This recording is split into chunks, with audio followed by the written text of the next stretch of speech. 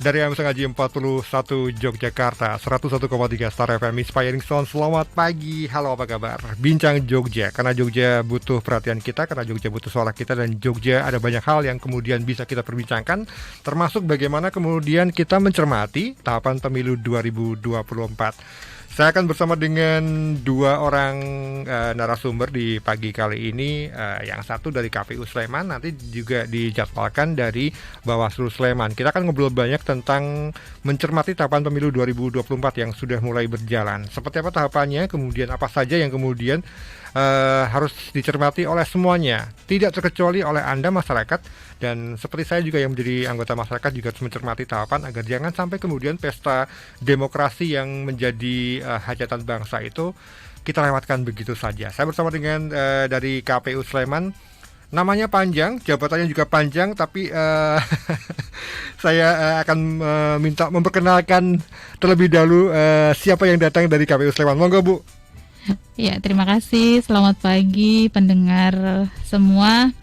Saya Nur Aan Mulisoh, Ketua Divisi Teknis Penyelenggaraan KPU Kabupaten Sleman. Nggak panjang, biasa aja. Biasa dipanggil Bu Aan ya. Saya panggil seperti itu aja. Ya. Dan kita akan ngobrol banyak bersama dengan nanti dijadwalkan juga dari Bawaslu Sleman akan hadir. Nanti teman-teman dari KPU akan menceritakan bagaimana tahapannya, kemudian apa saja yang sudah berjalan. Nah, teman-teman dari Bawaslu akan bercerita tentang bagaimana proses pengawasan yang akan dilakukan agar pesta demokrasi ini berjalan dengan baik. Tetapi sebelumnya ini yang menjadi pertanyaan masyarakat, pemilu 2024 kapan akan digelar dan betulkah akan serentak, Bu Aan? Ya, siap. Terima kasih. Jadi gini, pemilu itu kan reguler, 5 tahun sekali. Nah, kita semua pasti sudah pernah merasakan, pernah mengikuti. Yang sudah pernah ya, yang baru mungkin belum pernah, pemula mungkin belum pernah mengikuti. 2019 kita sudah pemilu. Kemudian 5 tahun berikutnya kan 2024. Betul. Nah, 2024 ini perlu dicatat oleh pendengar semua, tanggal 14 Februari tahun 2024. Nah, pas hari apa coba Mas kan? Itu hari kasih sayang yang harus diberikan kepada bangsa kita juga ya. Siap, itu ya. Mungkin KPU juga ngepas-pasin ya. enggak. 14 Februari 2024 ya. 14 ya. Februari 2024. Nah, apa yang kita pilih ya untuk hari itu tadi disebutkan serentak. Yang pertama memilih presiden dan wakil presiden. Yang kedua anggota DPR RI. Yang ketiga anggota DPD RI. Yang keempat anggota DPRD Provinsi, dan yang kelima anggota DPRD Kabupaten Kota. Yang berbeda dengan 2019 adalah di tahun yang sama, tahun 2024, kita juga akan menyelenggarakan pemilihan kepala daerah. Pilkada? Ini pertama kalinya di Indonesia di tahun yang sama diselenggarakan pemilu dan juga pilkada, walaupun beda hari. Pilkadanya diselenggarakan insya Allah ya, karena belum ditetapkan oleh KPU RI, 27 November tahun 2024. Jadi selang waktu 8 bulan dari Februari. Setelah semuanya dipersiapkan, sudah dapat anggota dewan, presiden, Betul. Kemudian baru melangkah ke pilkada. Betul. Di 2024 juga. Artinya Sleman pun juga akan menuju ke situ ya? Iya, Sleman. Nah, tentunya bukan gubernur ya. Kalau di Sleman konteksnya hanya bupati saja, gitu. Ya. Oke. Kemudian ini kan saya baca-baca tahapan pemilu 2024 sudah mulai. Nah, Siap. sebelum kita berbicara tentang tahapan yang sudah dimulai, kita pengen dapat cerita dulu apa yang kemudian dilakukan oleh teman-teman KPU Sleman untuk menyiapkan tahapan pemilu 2024 ini, dari yang pertama sampai nanti seterusnya cukup panjang ternyata ya. Iya. Mungkin orang akan itu masih lama 2024 gitu. Tapi faktanya kita sudah mulai gitu.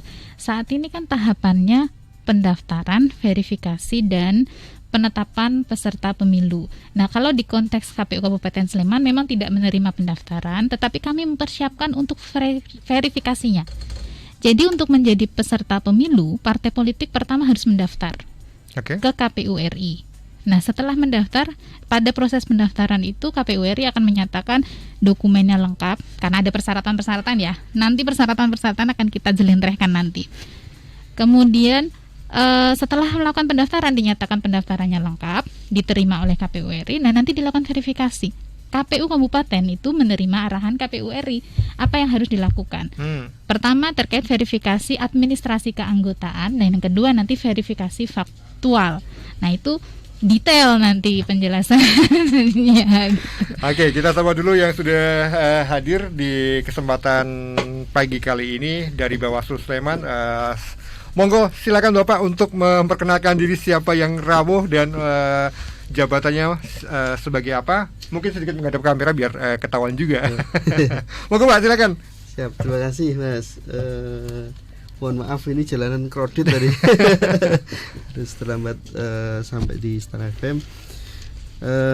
Yang hadir pada kesempatan ini dari Bawaslu, ini temannya Mbak Aan ini. Nah, Partner ya. Partner Siap, mitra. Dari KPU Kabupaten Sleman, Muhammad Abdul Karim Mustafa. Ini saya panggil Pak Mustafa. Karim. Pak Karim ya, Pak Iya. Karim aja ya. Siap Pak Karim, Ketua Bawaslu Sleman yang akan berbincang banyak terkait nanti dengan proses pengawasan. Tetapi kita tadi sudah sempat menceritakan di awal-awal tadi ya ke Bu Aan terkait dengan proses yang sudah berjalan. Ini adalah verifikasi untuk para peserta Pemilu 2024. Ini artinya peserta Pemilu 2024 adalah parpol peserta Pemilu 2024. Betul Bu Aan, ya? Betul partai politik. Ini untuk pemilihan DPR dan juga DPRD. Karena nanti kalau presiden kan calon pasangan presiden. Kalau untuk DPD kan perseorangan. Jadi ini memang kita bicara tentang peserta pemilu untuk anggota DPR RI dan juga DPRD baik provinsi ataupun kabupaten kota. Disebutkan dalam undang-undang itu untuk menjadi peserta pemilu pertama harus mendaftar, yang kedua dilakukan verifikasi. Tapi ada persyaratan-persyaratannya gitu. Tidak semua asal partai politik kemudian mendaftar gitu. Ada persyaratan yang harus dilengkapi gitu. Yang pertama, partai politik harus berbadan hukum, jelas ya itu. Okay. Kemudian memiliki kepengurusan di seluruh provinsi, memiliki kepengurusan di paling sedikit 75% kabupaten kota di 34 provinsi. Kemudian memiliki kepengurusan di paling sedikit 50% kecamatan, di mana 75% kabupaten kota tadi. Oke. Kemudian memiliki anggota minimal 1.000 atau 1/1000 jumlah penduduk di 75% kabupaten kota yang sebelumnya diklaim gitu.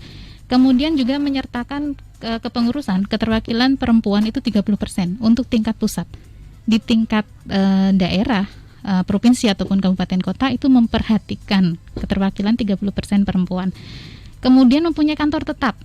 Kantor tetap itu untuk pengurus atau pimpinan partai politik tingkat pusat, pengurus provinsi dan juga kabupaten kota sampai dengan masa pemilunya berakhir. Tahapan terakhir pemilu itu apa?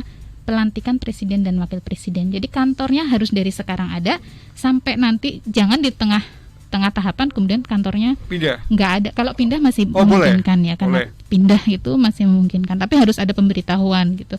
Kemudian punya rekening ya, karena nanti ada namanya kampanye, ada namanya dana kampanye, maka punya rekening. Kemudian ada nama, lambang dan tanda gambar partai. Seluruh persyaratan ini harus dilengkapi pada saat mendaftar. Oke. Jadi pada saat mendaftar itu ada atau tidak ada. Kalau semuanya lengkap, KPU akan menyatakan dokumen lengkap, diterima pendaftaran, kemudian lanjut verifikasi administrasi. Tapi kalau seluruh dokumen persyaratan ini ada yang tidak lengkap, maka dikembalikan untuk dapat dilengkapi selama masa pendaftaran. Kapan masa pendaftarannya?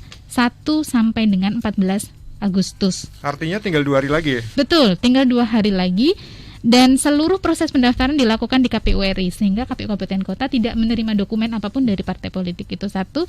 Yang kedua, seluruh dokumen diunggah menggunakan aplikasi namanya aplikasi SIPOL, Sistem Informasi Partai Politik. Ini untuk memudahkan, memudahkan KPU dalam pengecekan anggota juga. Kan tadi saya sebutkan ya 1.000 atau 1/1000 penduduk. Itu kan banyak gitu. Kalau partai politiknya banyak, kita untuk melakukan pengecekan kegandaan dengan partai politik lain, saya rasa membutuhkan sarana teknologi ya. Yeah. Itulah kenapa pentingnya penggunaan SIPOL. Yang kedua, SIPOL ini penting sebagai apa bahasa saya mudahnya ya, etalase yang bisa untuk masyarakat akses. Jadi melalui web KPU RI namanya infopemilu.kpu.go.id, masyarakat bisa cek apakah dia terdaftar sebagai anggota atau tidak. Karena ada profesi-profesi tertentu, pekerjaan-pekerjaan tertentu yang tidak diperkenankan menjadi anggota partai politik. Contohnya? ASN, Oke. TNI, Polri, dan ada jabatan-jabatan lain. Kami sebagai penyelenggara kan tentu tidak boleh. Nah itu untuk masyarakat bisa memastikan dirinya oh saya ini terdaftar atau tidak. Itu dengan cek NIK namanya. Di infopemilu.kpu.go.id nanti ada partai politik, kemudian pendaftaran, kemudian di situ ada cek anggota. Silakan Mas bisa nih masukkan NIK-nya masing-masing. Oke. Dengan klik NIK 16 digit ya, NIK itu 16 digit, pastikan 16 digit nggak kurang.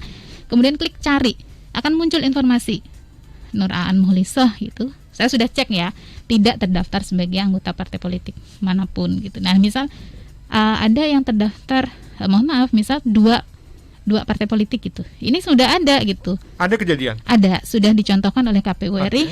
Ini hasil contoh pencarian yang NIK-nya ganda gitu. Nah, itu nanti dia bisa memberikan tanggapan masyarakat gitu. Ada formnya di situ nanti. Kemudian memastikan, oh saya anggota partai yang ini misalnya. Itu boleh secara mandiri. Ini adalah komitmen KPU RI melaksanakan pemilu secara terbuka. Gitu. Ya, saya sebagai masyarakat penasaran dengan jumlah partai politik yang seharusnya mendaftar lah. Saya sebut seharusnya mendaftar untuk menjadi peserta pemilu 2024. Ada berapa banyak? Karena saya baca ada banyak partai baru juga yang bermunculan. Datanya seperti apa, Bu? Ya, untuk saat ini terupdate hari ini yang punya, kan tadi saya sebutkan untuk dokumen itu diunggah ke Sipol. Nah, ya sebagaimana aplikasi yang lain, kalau mau mendapatkan akses tentu harus mendaftar ke KPU RI kan. Nah, saat ini yang sudah diberikan akses oleh KPU RI ada 42 partai politik. 42. Saya ulangi, ada 42 partai politik. Nah, mungkin ya bisa jadi 42 ini daftar semua nanti ya. Kita tidak tahu, kita tunggu sampai tanggal 14 Agustus. Tetapi sampai kemarin, sampai tanggal 11 ya kemarin, sampai pukul 16.00. Karena gini Mas, 1 sampai 14 Agustus ini kan masa pendaftaran. KPU RI membuka pendaftaran untuk yang hari berapa, berarti 13 hari pertama, 1 sampai tanggal 13 dilayani pukul 08 sampai 16. Sedangkan di hari terakhir itu dibuka sampai pukul 23.59. Jadi menjelang 15 gitu, menjelang tanggal 15 benar-benar sampai pukul 24.00 gitu. Maka kita tunggu nih sampai tanggal 14 pukul 23.59. Update kemarin ada 17 partai politik yang sudah diterima pendaftarannya dan 6 itu dinyatakan dikembalikan. Jadi berapa? 17 tambah 6, 23 ya. Total 23 partai politik dari 42 yang sudah mendaftar dan 6 dokumennya dikembalikan untuk dapat dilengkapi sampai tanggal 14 Agustus. Yang 17 sudah dinyatakan diterima dan akan lanjut proses verifikasi administrasi. Oke, nanti kita partainya apa saja Mas cek di dibandingkan dengan 2019 artinya ada cukup banyak tambahan partai baru ya. Ya. Kalau yang sudah jadi peserta ya, saya bicara yang sudah jadi peserta 2019, bukan yang calon ya. Kalau calon tidak kita bahas. Peserta pemilu 2019 ada 16. Kita bicara partai nasional ya, 16 partai nasional. Nah, sekarang ada potensi 42 partai politik. Sambil kita nunggulah. Saya ke Pak Karim mewakili dari Bawaslu Sleman. Sebelum tahapan pengawasan dimulai, pasti dong ada konsolidasi yang kemudian dibangun secara oleh teman-teman di Bawaslu tingkat nasional sampai dengan di Sleman. Konsolidasi yang dilakukan seperti apa nih Pak? Ya, terima kasih. Selamat pagi, Mas Denny dan Mbak. Jadi di Bawaslu Kabupaten Sleman ini mempunyai tugas pokok dan fungsi pengawasan kita di pemilu 2024 sebagaimana pemilu 2019, karena memang regulasinya masih sama. Kita pakai Undang-Undang 7 tahun 2017 tentang pemilu. Jadi di sana ada tugas, kewenangan, kewajiban dan sebagainya, baik itu KPU maupun Bawaslu sebagai sama-sama penyelenggara pemilu. Kita itu sebenarnya satu rumah, cuma beda kamar. Sama kalau kemudian kakak beradik itu KPU itu lahir duluan, baru kemudian Bawaslu. Nah, berkaitan dengan tugas kita, tentu kita mencoba untuk merefleksikan diri di pemilu 2019 sudah sejauh apa yang kita kerjakan, baru kemudian kita proyeksikan di tahun 2024. Nah, tugas-tugas itu setidaknya terangkum dalam 3 hal: cegah, awasi, tindak; pencegahan, pengawasan, dan penindakan. Nah, 3 format yang kemudian kita lakukan itu tentu kita mulai dengan perencanaan, dengan pembuatan kalender pengawasan, dengan model-model strategi yang akan kita lakukan di saat pengawasan pemilu 2024. Kita di Bawaslu itu kan sampai RI ya. Artinya ada Bawaslu RI, Bawaslu provinsi. Jadi ada ruang konsultasi, ada ruang koordinasi sesama penyelenggara pemilu dalam satu badan. Sehingga ketika ada permasalahan-permasalahan yang muncul ataupun kerawanan-kerawanan yang akan muncul, itu kita koordinasikan, kita konsultasikan dan sebagainya dengan sesama badan di Bawaslu. Kemudian yang kedua, kita konsolidasi bersama dengan teman-teman stakeholder yang terkait dengan kepemiluan. Ini berkaitan dengan sosialisasi ataupun hal-hal yang bermanfaat dan yang positif untuk kita barengkan dengan kebutuhan-kebutuhan di masyarakat. Sosialisasi tentu kita bermitra dengan KPU ya. Kalau memang KPU itu dari sisi teknis, kami itu dari sisi pengawasan. Ibaratnya kalau KPU itu kita mengadakan satu wedding organizer begitu, pernikahan begitu, ada pengantin laki-laki perempuan, ada WO-nya, ada pengawasnya. Oh ini kurang ini dan sebagainya.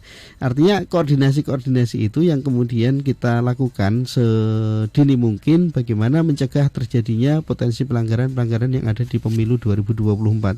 Banyak stakeholder yang bisa kita jadikan mitra selain dari penyelenggara pemilu, itu dari dinas Kesbangpol, dari Badan Kesbangpol, kemudian dari LSM, kemudian dari komunitas masyarakat dan sebagainya.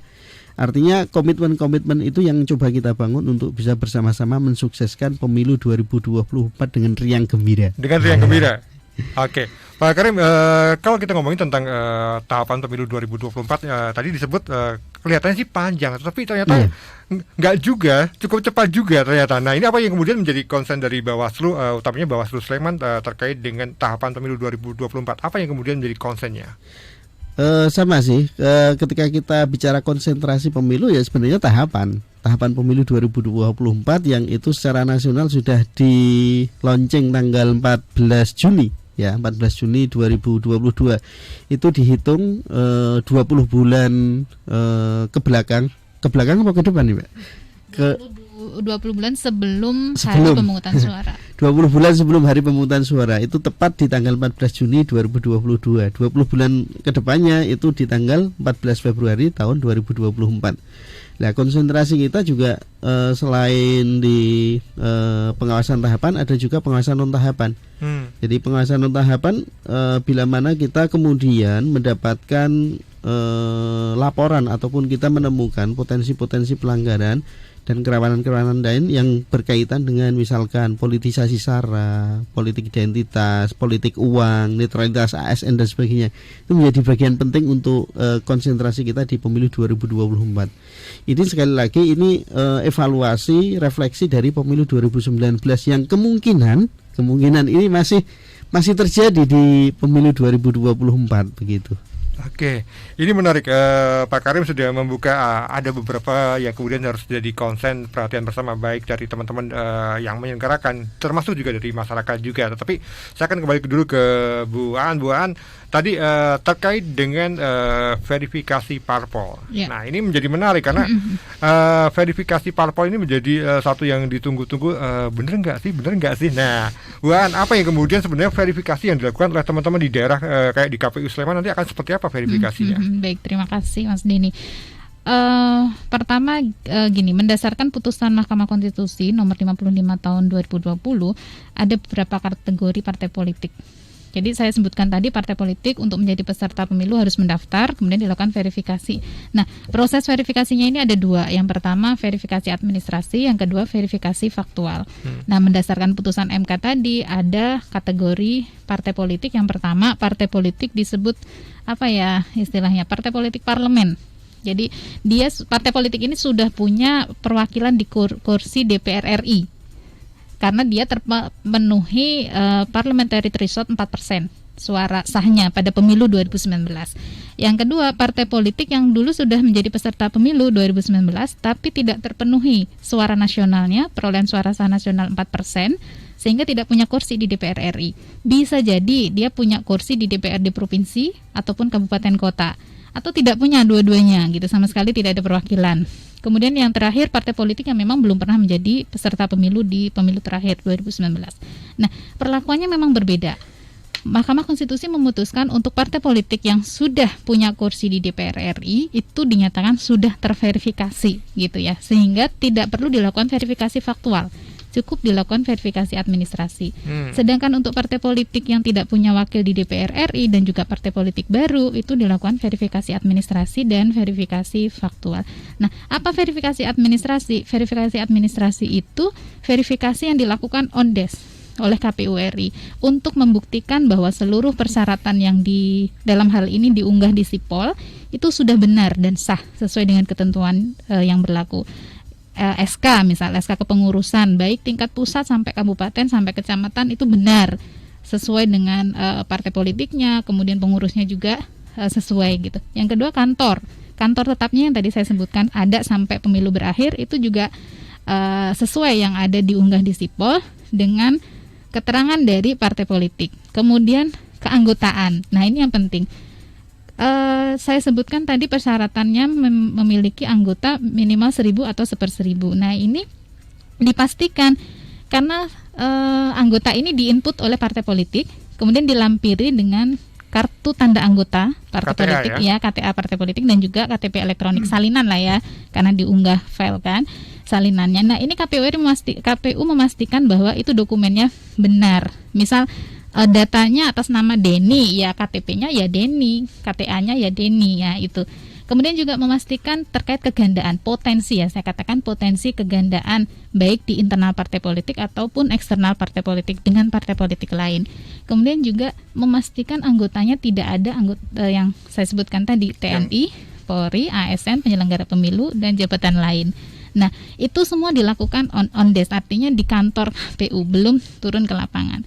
Baru nanti setelah partai politik ini dinyatakan lolos verifikasi administrasi, 3 kategori yang non parlemen tadi dilakukan verifikasi faktual. Kami KPU ini dilakukan oleh KPU Kabupaten Kota. Kalau yang verifikasi administrasi kepengurusan kantor itu dilakukan oleh KPU RI, keanggotaan itu dapat dilakukan oleh kami. Jadi kami menunggu arahan dari KPU RI. KPU RI akan memutuskan ini di Sleman sekian anggota yang perlu diverifikasi gitu kan. Nah, di verifikasi faktual itu semua dilakukan oleh KPU Kabupaten Kota. Bedanya kalau verifikasi administrasi itu semua dokumen, kalau verifikasi faktual menggunakan metode sampling. Samplingnya menggunakan metode Critch and Morgan. Ini persamaan tertentu yang itu menurut konsultasi dengan BPS dianggap ini yang paling representatif gitu ya. Kemudian ada tabelnya ya, bisa di browsing. Misal di Sleman menyerahkan 1.000 atau 1.500 anggota, berapa anggota yang harus disampel. Nah, kami dapat dari KPU RI melalui Sipol. Misal Sleman, misal 300 yang harus disampel per partai gitu ya. Nah, itu kita datangin dari rumah ke rumah. Oke. Dari rumah ke rumah ya? Dia udah gitu ya. Dari rumah ke rumah, kemudian dipastikan bahwa benar dia anggota partai politik tertentu, punya KTP elektroniknya sama dengan yang diunggah di Sipol. Demikian juga dengan KTA-nya. KTA-nya juga punya gitu. Sehingga benar bahwa setelah difaktualkan, benar bahwa dia adalah anggota partai politik tertentu. Gitu. Oke. Pak Karim, ternyata di tahapan awal sudah mulai gayeng juga ya verifikasi ini. Bagaimana kemudian teman-teman Bawaslu terlibat dalam pengawasan di tahap-tahap awal ini, Pak? Iya. Bawaslu itu menyelenggarakan ataupun melakukan pengawasan itu mendasarkan pada tahapan yang sedang berjalan. Saat ini tahapannya adalah verifikasi pendaftaran dan verifikasi parpol di tingkat Republik Indonesia, kemudian data-data diturunkan ke tingkat bawah. Nah, Bawaslu ini juga punya kesempatan untuk melakukan pengawasan di Sipol karena memang kita sudah ada kerjasama yang kemudian juga sudah diturunkan untuk pemberian akunnya kepada kami, tetapi secara rahasia. Artinya rahasia ya tidak disampaikan kepada orang lain, biar kita yang tahu saja gitu. Itu akunnya ada di kita, di ketua ataupun di salah satu anggota yang kemudian nanti harus ada BAST, harus ada berita acara serah terima dan jaminan kerahasiaan bahwa akun ini tidak bakal bocor, tidak bakal dimiliki oleh orang lain. Nah, sampai saat ini kita juga sudah melakukan hal itu dan beberapa temuan sudah kita dapatkan dari kegandaan internal ataupun eksternal dan sebagainya. Nah, pengamatan kita itu di SIPOL-nya, Mas, Sistem Informasi Partai Politik, yang itu kita download, kemudian kita lihat dari sisi kepengurusan, dari sisi keanggotaan, dari sisi alamat kantor tetap, dan juga keterwakilan perempuan. Hampir rata-rata kalau keterwakilan perempuan ini sudah terpenuhi ya, karena memang kalau RI mungkin bahasanya adalah wajib bagi kita, bagi teman-teman di tingkat bawah ini masih memperhatikan. Tapi dengan memperhatikan saja, alhamdulillah ternyata mereka juga mengcover itu dan memberikan akses bagi perempuan afirmasi 30%. Nah, beberapa hal yang kemudian kita temukan ini nanti akan kita duduk bersama dengan KPU bahwa temuan kita seperti ini, ya kita konsolidasikan datanya apakah sama atau tidak. Ketika sama nanti akan coba dikomunikasikan kembali dan juga akan dikonsolidasikan data itu. Dan kalau memang benar-benar itu terjadi permasalahan di lapangan, maka tadi disampaikan ada orang-orang yang tidak diperkenankan untuk masuk di anggota parpol, seperti apa langkahnya, itu ada tanggapan masyarakat di info pemilu. Kemudian bagi mereka yang menerima tidak ada masalah karena memang itu haknya gitu ya. Nah, itu yang coba kita soroti di beberapa hari terakhir, dan kita masih punya waktu sampai dengan 14 Agustus, hari Minggu sampai jam 24. Nanti seperti apa temuan-temuan yang akan kita dapatkan, tentu kami akan segera berkoordinasi dengan teman KPU Kabupaten Sleman. Ya, kita masih di program Bincang Jogja dari Star FM Inspiring Sound. Anda masih bergabung di 101,3 Star FM dan juga bisa menyaksikan live streaming kami di starjogja.com. Kita ngobrol tentang mencermati tahapan pemilu 2024. Ada buaan dari KPU Sleman, Pak Karim dari Bawaslu Sleman. Anda boleh gabung di 081-862-1013 ataupun juga silakan Anda tulis di kolom komentar Instagram Star Jogja FM. Dari @kabar sinergi, kalau verifikasi parpol baru apakah lebih detail, Bu? Utamanya terkait dengan keanggotaan partai, jangan-jangan ada yang dicatut namanya. Dicatut namanya, memungkinkan terjadi nggak, Bu? Ya, pertanyaan yang bagus. Tadi sedikit sudah saya sampaikan, perlakuannya sebenarnya tidak berbeda dengan partai baru ya, tidak khusus partai baru, tetapi partai yang belum mempunyai kursi di DPR RI. Sebenarnya kita memperlakukan seluruh partai politik kan sama ya, secara adil gitu. Hanya tadi memang karena amanat MK, untuk partai politik yang sudah punya kursi di DPR RI dilakukan verifikasi administrasi. Kemudian selesai. Kalau lolos administrasi selesai, maka selesai prosesnya. Tapi kalau tidak lolos verifikasi administrasi, ada waktu untuk melakukan perbaikan, karena dalam tahapan itu ada masa verifikasi administrasi perbaikan. Nah, khusus untuk faktual, beberapa partai politik yang tidak masuk parlemen, ini seperti yang saya sebutkan tadi, faktual itu didatangi dari rumah pertama ya. Jadi ada tiga cara. Pertama, didatangi dari rumah ke rumah, memastikan keanggotaannya benar, punya KTA, KTP elektroniknya sama seperti yang diunggah di SIPOL, berarti dia memenuhi syarat gitu. Kemudian kalau tidak bisa hadir, ada kesempatan kita beritahukan kepada LO partai politik untuk menghadirkan ke kantor partai politik tingkat kabupaten. Jadi diundang orang-orang yang kita sampaikan ini tidak bisa ditemui pada saat verifikasi faktual. Jadi silakan diundang ke kantor partai politik. Kemudian kami akan datang ke kantor partai politik setelah disepakati harinya. Kami lakukan verifikasi faktual di sana. Ditanya Bapak atau Ibu, mana KTA-nya, mana KTP elektroniknya, apakah sama, begitu. Nah, kalau tetap tidak bisa hadir, masih ada terakhir melalui teknologi informasi, jadi video call. Boleh video conference atau juga video call telepon satu persatu gitu ya. Tapi prinsip harus real time, seketika kita bisa tanya jawab dengan anggota tersebut. Jadi perlakuannya sama, tidak kemudian karena partai baru kemudian dilakukan berbeda gitu, enggak. Nah, khusus terkait pencatutan tadi karena disebutkan ya. Tadi saya sebutkan masyarakat secara mandiri dapat mengakses infopemilu.kpu.go.id. Di sana kita bisa mendapatkan semua informasi terkait pendaftaran partai politik.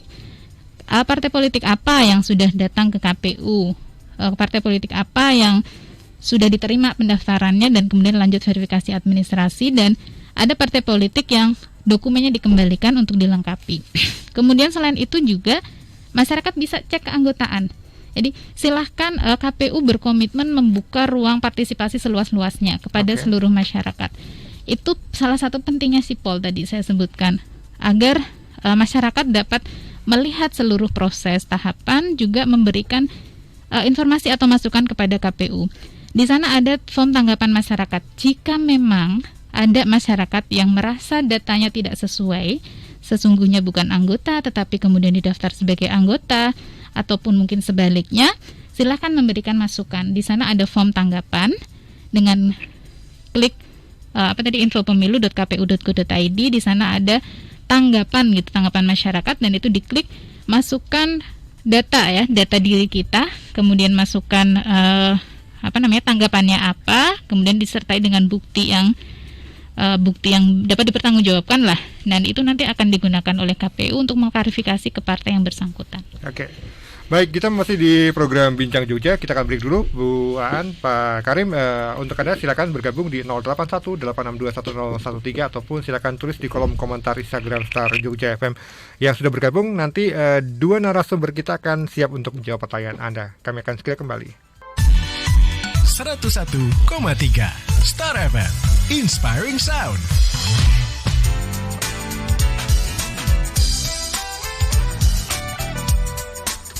Baik, kita kembali di program Bincang Jogja. Karena Jogja butuh suara kita, karena Jogja butuh perhatian kita, dan karena Jogja punya banyak hal yang menarik untuk kita perbincangkan, termasuk bagaimana kemudian semuanya harus mencermati tahapan pemilu 2024 agar jangan sampai Anda tertinggal pada pesta demokrasi yang akan kita gelar di 2024 nanti ya. Yang sudah bergabung, terima kasih Mas Dewi. Apakah sudah ada pemuktahiran data pemilih, Bu Aan?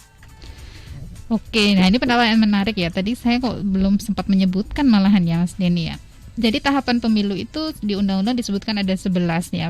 Perencanaan, kemudian pemutahiran data pemilih, pendaftaran. Tadi langsung fokus pada pendaftaran dan verifikasi partai politik. Kemudian ada penetapan, kemudian dapil, kemudian pencalonan, dan sampai hari pemungutan suara. Nah ini menarik, pertanyaannya adalah pemutahiran data pemilih. Kalau di tahapan pemilu, jadwalnya pemutahiran data pemilih dan penyusunan daftar pemilih itu dimulai 14 Oktober sampai dengan 21 Juni 2023. Tapi KPU RI itu punya program namanya pemutahiran data pemilih berkelanjutan.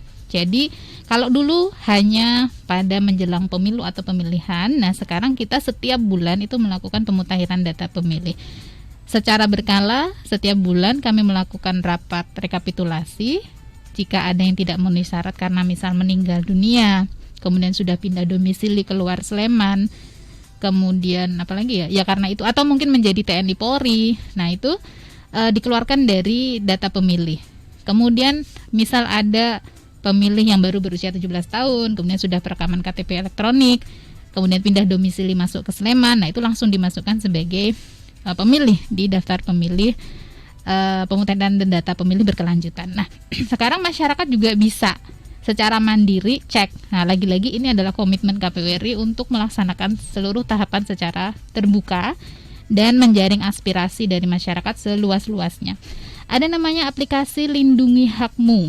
Teman-teman semua bisa unduh di Play Store aplikasi Lindungi Hakmu. Di situ kita bisa cek secara mandiri apakah kita sudah terdaftar sebagai pemilih atau belum. Lebih lengkap lagi, terdaftar di TPS berapa.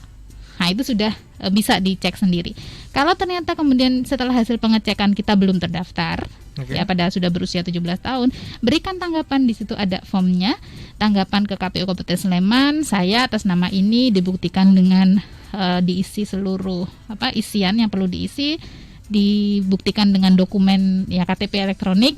Kemudian menyatakan bahwa ini saya sudah berusia 17 tahun, buktinya ini, kemudian minta untuk didaftar sebagai daftar pemilih, itu bisa. Atau misal Mas Denny setelah cek, loh kok saya alamatnya keliru, mau melakukan pembaruan, perubahan data juga bisa dilakukan secara mandiri. Kita lapor di Lindungi Hakmu tadi, lapor bahwa akan melakukan perubahan data, apa perubahan data yang dilakukan, dan nanti akan ditindaklanjuti oleh operator kami di KPU Kabupaten Sleman. Atau kalau mau datang ke kantor KPU juga kami terbuka. Kami membuka layanan jam kantor pukul 8 sampai pukul 16 gitu. Tetapi kalau yang khusus tahapan pemilu ya nanti nunggu 14 Oktober sampai dengan 21 Juni 2023. Gitu Mas Denny. Oke, sabar tapi tetap diupdate ya. Kalau misalnya merasa coba dicek dulu ya. Iya. Kalau memang belum ada, silakan nanti langsung kontak ke link yang sudah ada disediakan oleh teman-teman di KPU. Pak Karim, ini saya penasaran terkait dengan potensi kerawanan di pemilu 2024, utamanya di wilayah Sleman. Bagaimana kemudian Bawaslu sudah punya petanya dan oke nanti antisipasinya akan seperti ini. Iya, terima kasih Mas.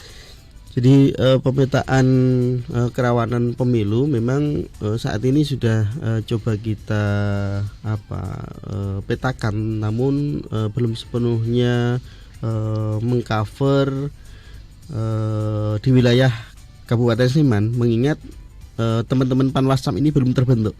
Ketika nanti terbentuk, data itu akan lebih valid lagi, data itu akan lebih kita coba konfirmasi kembali, karena memang itu langsung bersentuhan dengan masyarakat. Biasanya kan kondisi-kondisi yang ada di lapangan dengan kondisi dalam pemetaan kita tidak sinkron, sehingga ketika nanti sudah ada Panwascam, tentu saja ini akan menjadi lebih valid. Kalau berkaca di pemilu 2019 ataupun di Pilkada 2020, memang ada beberapa kerawanan yang kemudian setidaknya kemudian menaikkan rating Sleman di tingkat Jawa dan di tingkat nasional itu masuk kerawanan tinggi. Kerawanan tinggi di sisi pemilu. Yang pertama, ini berkaitan dengan politik identitas. Ini masih terjadi ya. Kita tidak tutup mata bahwa di DIY ini masih sering terjadi antara merah, hijau, kuning dan sebagainya begitu, yang mengatasnamakan partai atau mengatasnamakan pribadi dan sebagainya, tetapi itu kemudian terseret ke ke persoalan pemilu. Belum lagi kalau teman-teman kita supporter sepak bola yang kemudian berafiliasi, meskipun dari supporternya atau induk supporternya tidak ada masalah, tetapi ketika pribadi per pribadi kemudian mengatasnamakan itu kan kemudian menjadi masalah. Dan ini rentan sekali di Kabupaten Sleman ataupun wilayah DIY. Beberapa waktu yang lalu kan kita lihat sendiri peristiwa-peristiwa antar supporter begitu. Nah, ini menjadi titik rawan dari sisi keamanan ataupun dari sisi politik identitas, itu ternyata masih terjadi. Belum lagi yang lain. Yang kedua, ini berkaitan dengan politik uang. Ini masih juga marak di tempat kita. Ibaratnya orang itu kan membicarakan politik uang itu kan seperti kentut. Ada baunya tetapi tidak tahu siapa yang kentut, kan begitu. Politik uang itu terjadi di masyarakat, tetapi kemudian ketika dicari orangnya atau mereka yang kemudian menjadi saksi itu tidak mau melaporkan dan sebagainya. Dan itu sering banyak kita ketahui di angkringan-angkringan, di ruang-ruang publik itu membicarakan kamu dapat berapa dan sebagainya. Prinsip kita sebagai Bawaslu tentu akan mencoba untuk melakukan pencegahan sedini mungkin, semaksimal mungkin, seoptimal mungkin, agar masyarakat ini cukup cerdas terhadap potensi-potensi yang terjadi di pemilu 2024 termasuk politik uang ini. Kami itu ada namanya inisiasi dan juga pengembangan desa anti politik uang.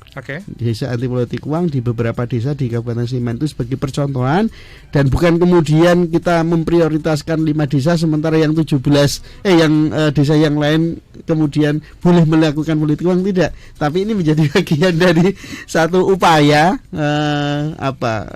bagaimana inisiasi pengembangan ini ternyata bisa ditiru oleh desa-desa sebelahnya. Ini upaya untuk mencerdaskan masyarakat, pendidikan politik yang baik, kemudian menolak dan melawan politik uang dan berbagai potensi-potensi pelanggaran yang ada di Kabupaten Sleman.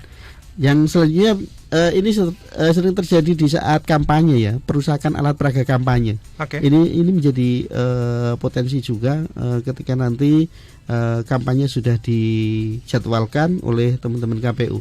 Ini masih berkutat dengan bagaimana cara memasang APK yang benar, kemudian di tempat mana yang harus diperbolehkan dan sebagainya. Ternyata mereka-mereka yang tahu itu hanya mungkin caleg dan juga pimpinan parpol, sementara masyarakat simpatisan ataupun yang lain ini cukup serampangan dalam tanda petik gitu dalam memasang APK, sehingga terjadi friksi atau terjadi disharmonisasi antara tetangga dan sebagainya. Dan yang terakhir, kalau saya melihatnya ini ada di tingkat partisipasi. Ya, tingkat partisipasi pemenuhan hak pilih bagi masyarakat luar. Ini masih menjadi catatan kami baik KPU maupun di Bawaslu. Terutama mereka mahasiswa-mahasiswa yang ada di Sleman, tetapi itu adalah perantauan. Nah ini masih kita coba cari jalan keluarnya, sehingga ke depan di pemilu 2024 tidak terjadi kembali sebagaimana di pemilu 2019. Ribuan orang tidak bisa memilih karena surat suara habis. Nah ini harus kita petakan persoalan itu dan kemudian kita carikan solusi secara bersama-sama. Nah, kalau kita bisa duduk baik itu kabupaten dan Bawaslu dan KPU kabupaten, kemudian nanti naik di provinsi dan juga sudah dibicarakan, dikomunikasikan di tingkat RI, tentu ini menjadi hal yang cukup baik untuk pemilu 2024. Begitu Mas. Iya Bu An, kalau kita ngomongin tentang partisipasi masyarakat menjadi sebuah hal yang harus kemudian terus digaungkan masyarakat, kemudian jangan sampai kemudian melupakan hajatan besar yang ini menjadi hajatan bersama. Apa yang kemudian akan dilakukan KPU untuk memaksimalkan tingkat partisipasi masyarakat dalam pemilu 2024? Tahapannya kan panjang. Gongnya nanti di tanggal 14 Februari. Apa yang akan dilakukan? Ya. Pertama kita harus pahami bersama bahwa ruang partisipasi itu kalau masyarakat ya, kita kan unsur pemilu itu ada 3. Ada peserta pemilu, ada pemilihnya, dan ada penyelenggaranya. Maka sesungguhnya ruang partisipasi untuk masyarakat itu di 3-tiganya ada. Gitu. Silahkan masyarakat itu bisa menentukan dia mau hadir sebagai unsur yang mana gitu.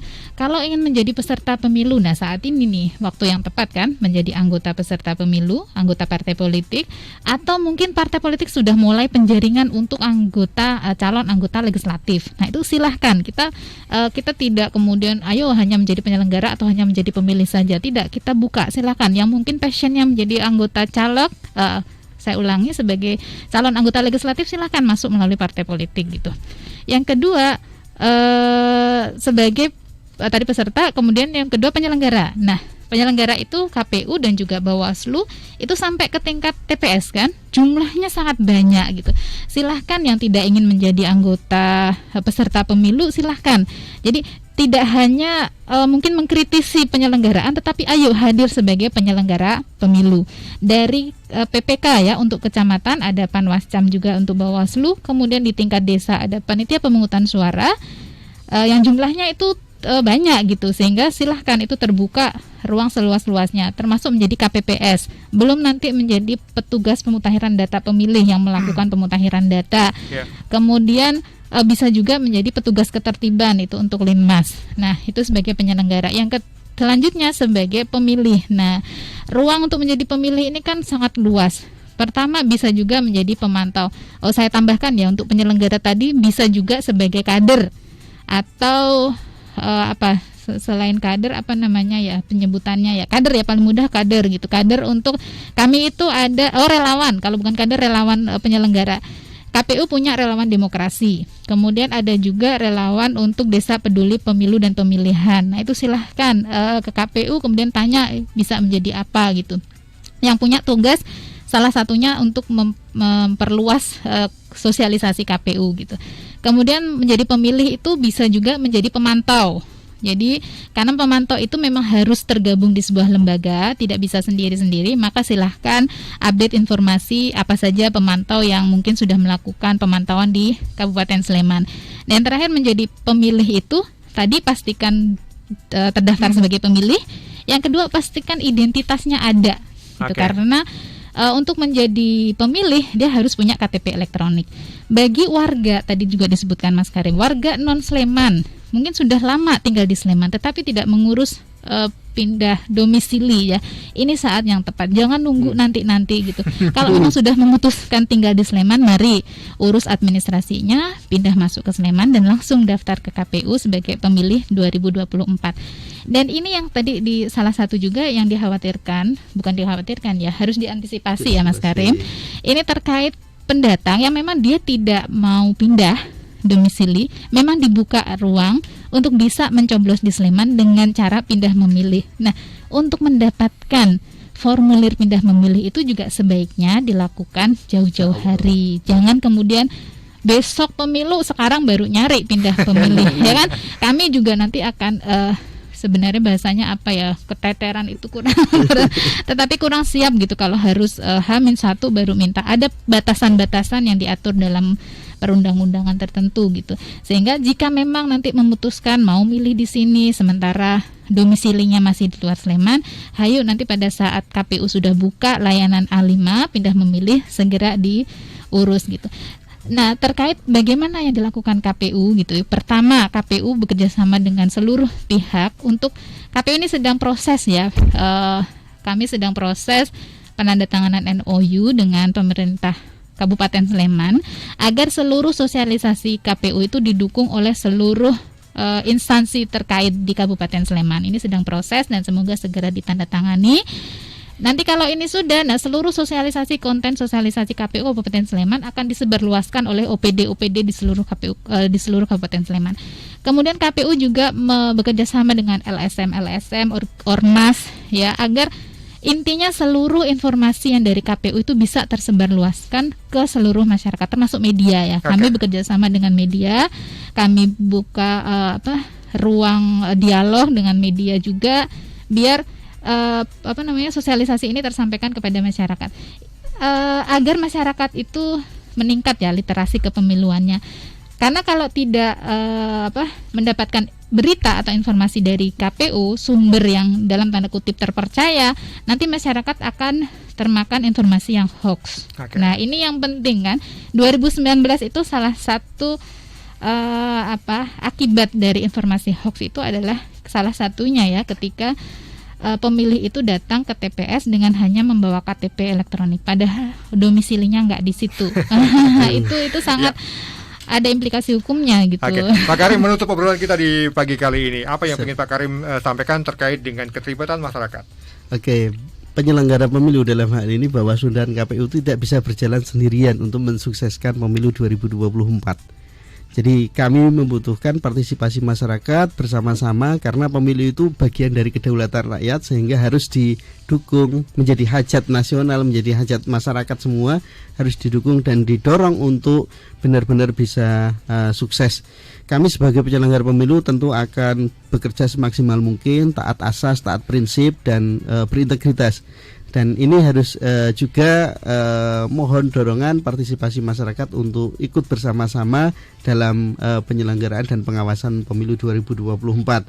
Dan setidaknya kita juga mengajak kepada masyarakat untuk sebisa mungkin meminimalisir potensi-potensi dugaan pelanggaran yang mungkin terjadi di pemilu 2024 dengan kita memberikan informasi ataupun hal-hal yang bermanfaat bagi Bawaslu Kabupaten Sleman. Tentu kami akan menempuh langkah pencegahan preventif untuk kedepannya dan jangan sampai terjadi friksi-friksi ataupun disharmonisasi antara kita, keluarga, tetangga, kerabat dan sebagainya. Saya punya satu slogan. Jadi beda jalur tetap akur. Atau beda jalur tetap sedulur, yang artinya adalah bahwa meskipun pilihan kita berbeda-beda, tetapi mari kita song-song pemilu 2024 dengan bahagia, dengan baik, dengan tetap menjaga persaudaraan di antara kita bersama. Ya, yang pasti cermati tahapannya, gunakan suara Anda, jangan sia-siakan suara Anda dengan mengikuti pemilu 2024 di 14 Februari 2024. Bu Aan, terima kasih. Terima Pak kasih. Karim, terima kasih Selamat untuk pagi. waktunya di pagi kali ini. Untuk Anda yang sudah bergabung di Bincang Jogja, sekali lagi terima kasih.